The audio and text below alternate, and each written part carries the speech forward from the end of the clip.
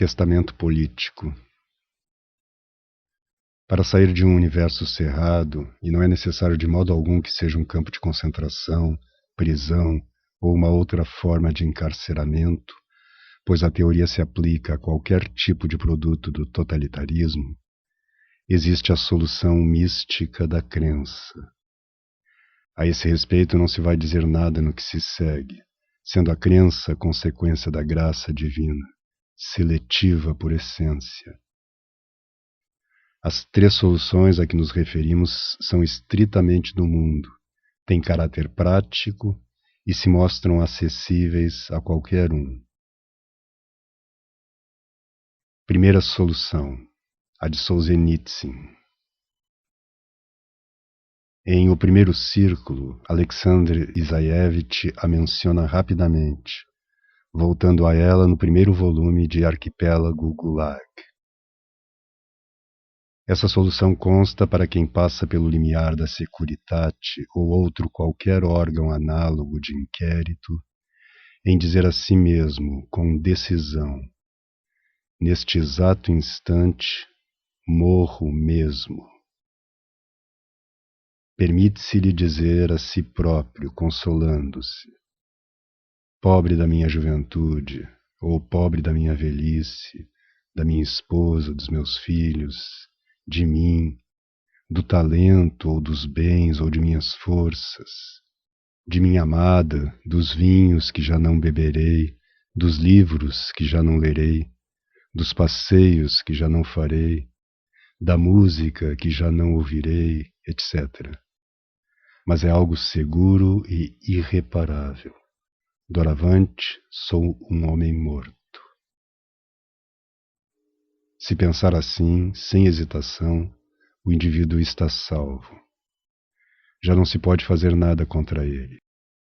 Já não tem nada com que possa ser ameaçado, chantageado, iludido, enganado. Do momento em que se considera morto, nada mais pode assustá-lo, enganá-lo, atraí-lo, excitá-lo. Já não morde isca nenhuma. Já não tem, se já não espera, pois saiu do mundo, o que desejar, o que manter ou recuperar, nem por que vender a alma, a tranquilidade, a honra. Já não existe a moeda com que se possa pagar o preço da traição. Exige-se, todavia, naturalmente, que a decisão seja firme, definitiva. Declara-te morto e conseguirás harmonizar-te com a morte. Desfazes toda a esperança. Podes lastimar-te como a senhora Dudetto, podes lastimar, mas esse suicídio moral não falha nem por antecipação. O risco de ceder, de concordar com uma denúncia, de fazer uma confissão fantasiosa, desapareceu completamente. Segunda solução, a de Alexander Zinoviev. É a encontrada por uma das personagens do livro As Alturas Ocas. A personagem é um jovem, apresentado com o apelido alegórico de O Rebelde. A solução consiste na total inadaptação ao sistema. O rebelde não tem domicílio certo, não tem documentos, não está no mercado de trabalho, é um vagabundo, um parasita, um pobretão e vadio.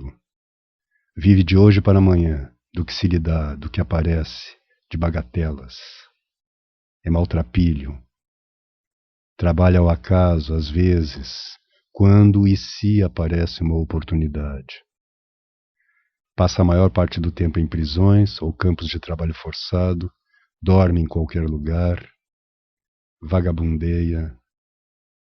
Não entra no sistema por nada deste mundo, nem mesmo no serviço mais insignificante, mais inútil, mais desengajado. Não se mete nem mesmo a pastor de porcos, e não segue o exemplo do herói de uma novela de Arthur Schnitzler.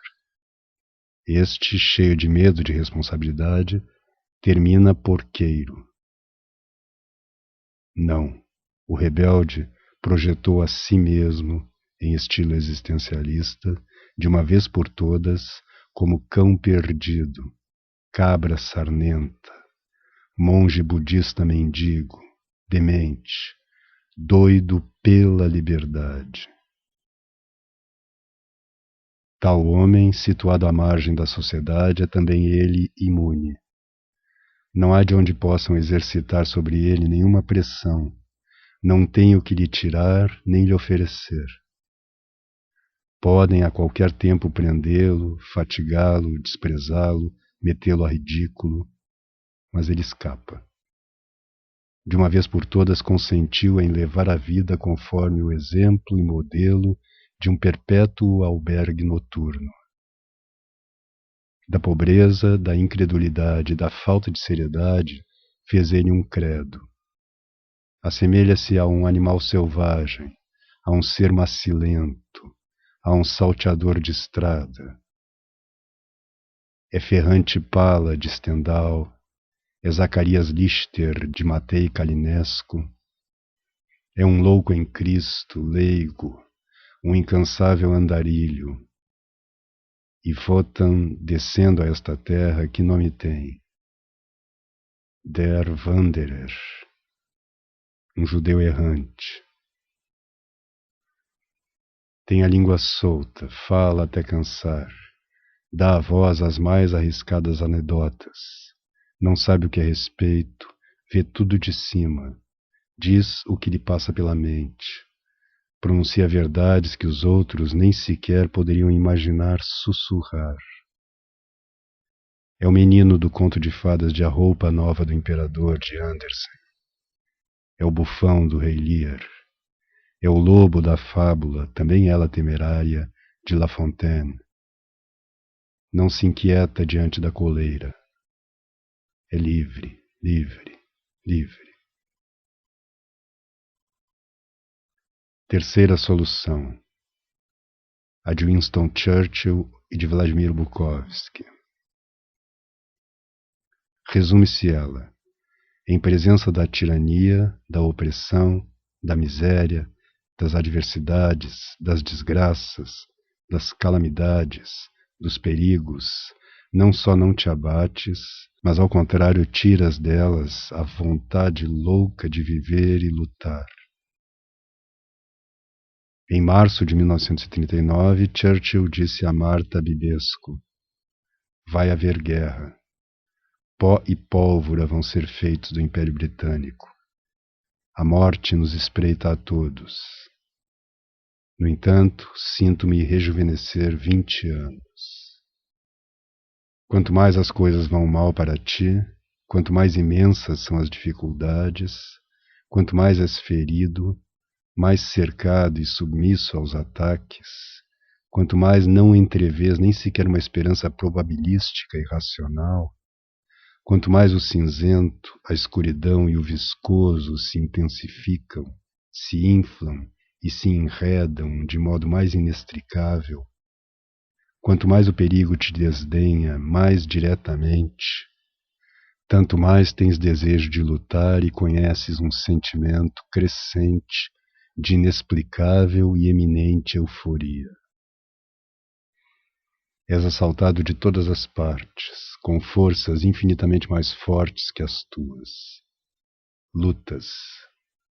Elas te vencem e as desafias. Estás perdido. Atacas. Assim dizia Churchill em 1940. Ris, afias os dentes e a faca, rejuvenesces. Formiga-te a felicidade não expressa de também ferires, ainda que sejas infinitamente menor. Não apenas não te desesperas, mas também não te declaras vencido nem morto, mas gostas plenamente a alegria da resistência, da oposição, e experimentas uma sensação de impetuosa e demente alegria. Essa solução pressupõe, naturalmente, uma força excepcional de caráter, uma concepção militar da vida, uma obstinação moral formidável do corpo, uma vontade de aço enobrecido e uma saúde espiritual adamantina. É provável que pressuponha também um espírito esportivo. Agrada-te a batalha em si, o combate, mais do que o êxito. É também ela salutar e absoluta, porque fundada num paradoxo. À medida que te ferem e te fazem mal, e te impõem sofrimentos cada vez mais injustos, e te encurralam em lugares mais sem saída, alegras-te mais, fazes-te mais forte, rejuvenesces. Com a solução de Churchill se identifica também a solução de Vladimir Bukovsky. Este conta que quando recebeu a primeira convocação na sede da KGB, não pôde fechar os olhos durante toda a madrugada. Coisa natural, dirá consigo o leitor do livro de memórias dele. Coisa mais do que natural. Insegurança, medo, emoção. Mas Bukovsky continua. Não pude dormir de impaciência. A custo esperava que se fizesse dia para estar perante eles, para dizer-lhes tudo o que penso deles e entrar neles como um tanque de guerra. Não podia imaginar felicidade maior para mim. Vê porque não dormia, não de medo, de preocupação, de emoção, mas de impaciência de gritar-lhes na cara a verdade e de entrar neles como um tanque de guerra. Palavras mais extraordinárias não creio que tenham sido pronunciadas ou escritas alguma vez no mundo. E me pergunto, não pretendo que seja como digo, não, nem um pouco. Me pergunto somente, não posso não me perguntar. Se de algum modo este universo, com todos os seus enxames de galáxias, compreendendo cada uma delas milhares ou milhões de galáxias, cada uma com bilhões de sóis, e pelo menos alguns bilhões de planetas em torno desses sóis, se todos os espaços, as distâncias, e essas esferas medidas em ano-luz, parsecs e quatrilhões de milhares de milhas, toda essa efervescência de matéria, de astros, cometas, satélites, pulsares, quasares, buracos negros, pós-cósmicos, meteoros e eu sei mais que, todas as eras, todos os eões, todos os tempos e todos os contínuos espaço-temporais e todas as astrofísicas newtonianas ou relativistas não surgiram e existem apenas para que fosse possível que essas palavras de Bukovsky fossem exprimidas. Conclusão. Todas as três soluções são certas e certeiras. Outras soluções para sair de uma situação limite, de um universo carcerário, das teias de um processo kafkiano, de um jogo do tipo dominó, de um labirinto ou de um quarto de interrogatório, por medo ou pânico, de qualquer ratoeira, de qualquer pesadelo fenomenal, não sei se existem. Apenas essas três. Todavia, cada uma delas é boa, suficiente e salvífica. Lembrai-vos, Solzhenitsyn, Zinoviev, Churchill, Bukovsky. A morte consentida, assumida, antecipada, provocada. A indiferença e a audácia. A bravura acompanhada de uma alegria louca. Livres sois para escolher.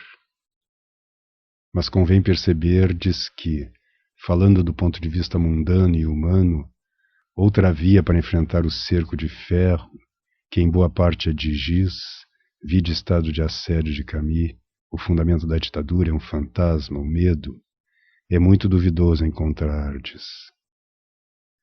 Protestareis, quem sabe, considerando que essas soluções subentendem uma forma de vida equivalente à morte, ou pior que a morte, ou implicando o risco da morte física a qualquer instante. Isso é assim. Admirai-vos, porque ainda não lestes Igor Safarevich, porque ainda não vos destes conta de que o totalitarismo não é tanto a solidificação de uma teoria econômica, biológica ou social, mas muito mais a manifestação de uma atração pela morte. Mas o segredo dos que não podem enquadrar-se no abismo totalitário é simples. Eles amam a vida, não a morte. Mas a morte, quem sozinho a venceu? Aquele que, com a morte pisou.